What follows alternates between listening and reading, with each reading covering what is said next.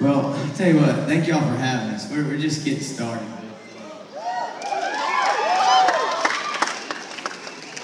I got several emails this last week, and I kind of been thinking about it all week, like how do I talk about this, and but I know a lot of you guys out there, it's been a rough week for you.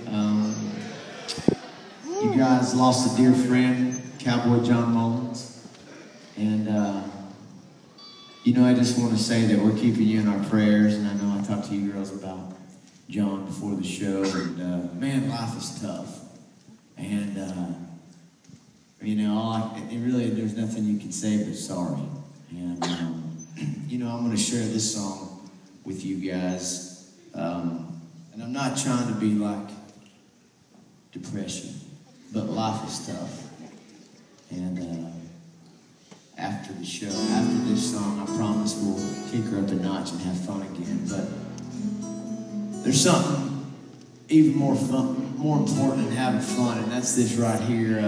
This next song is a very special song to me personally. It's the first song that I wrote after my wife and I lost our little baby girl, Julia Grace. And after we lost our little girl, getting up here and singing for folks, it was a real struggle for me. I was heartbroken, homesick, and I didn't want to do it, but at the same time, God's blessed me with 3 babies that are still under my roof, and Daddy's got to work, and I just kind of had to suck it up. But I struggled with it day in and day out for a long time, and then one night, just out of frustration, I hung this guitar up on the wall at the house, and I said a real simple prayer. I said, God, if this is what you want me to do, I could sure use a little help. And it wasn't long after that prayer that I came across something that Lane Frost's mama said, and it touched me. It got me refocused on my faith. And,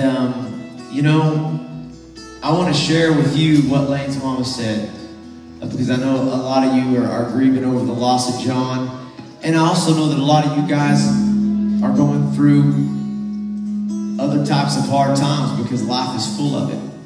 And so Lane's mama said this about him, and Lane passed away 26 years ago this last July in Cheyenne. And she said this. She said, Lane was a world champion bull rider, but that was not his greatest achievement in his life. She said Lane's greatest achievement came a year before he died, when he asked Jesus Christ to be his Lord and Savior.